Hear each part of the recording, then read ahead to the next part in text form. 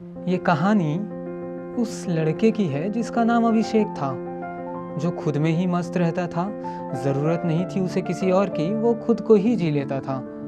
हाँ, जिंदगी में कुछ लफंगे दोस्त जरूर थे उसके, जिनके साथ वो अपनी उम्र की खुशियाँ और गम दोनों ही बांट लिया करता था। दोस्त उसकी लाइफ में बहुत इम्पोर्टेंस रखते थे। पूरा दिन मदमस्त रवानी में गुजार देता था। जो आने वाली थी जवानी, उसकी तैयारी आज से ही शुरू कर दिया था। तैयारी थी लाइफ में गोल्स अचीव करने की। दोस्तों से जिंदा दिली का उदाहरण लेकर दोस्ती को ही इबादत का जरिया समझ रखा था। हर लड़के की तरह अपनी जवानी के दिनों के लिए प्यार के सपने उसने सजाए नहीं थे, क्योंकि वो अलग था। उसे प्यार नहीं, यारों की यारी चाहिए थी। अपनी ज़िंदगी में दोस्तों की एक कहानी चाहिए थी। एक दिन वो अपने दोस्तों के साथ बैठा आने वाले कल की बातें कर रहा था।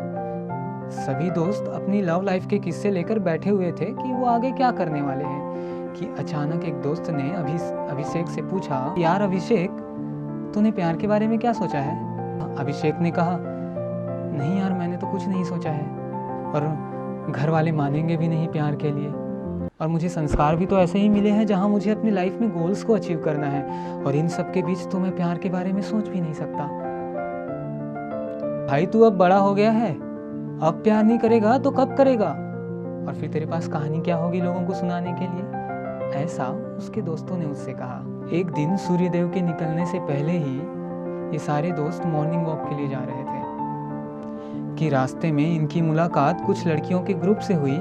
अब थे तो ये लड़के ही, पर ये अच्छे बच्चे भी थे।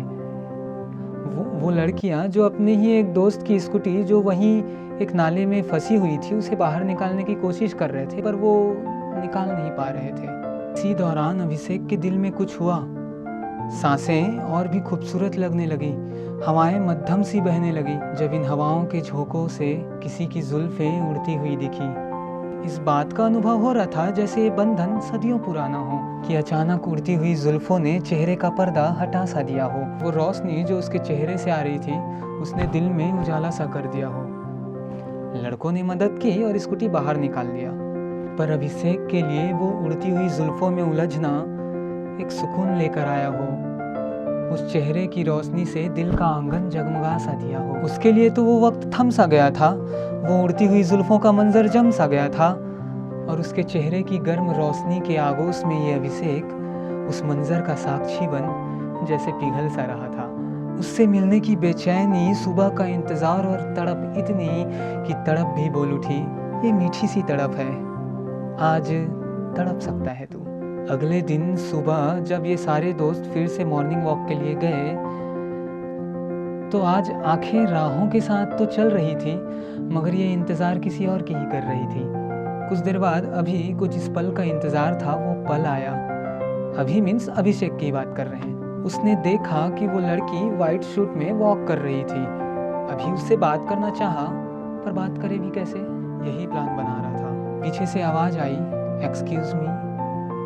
ये पलट कर देखा तो उसने देखा कि वो लड़की अपने दोस्तों के ग्रुप के साथ अभी और उसके दोस्तों को थैंक्स करने के लिए खड़ी थी, लेकिन उन्होंने मदद की स्कूटी बाहर निकालने में।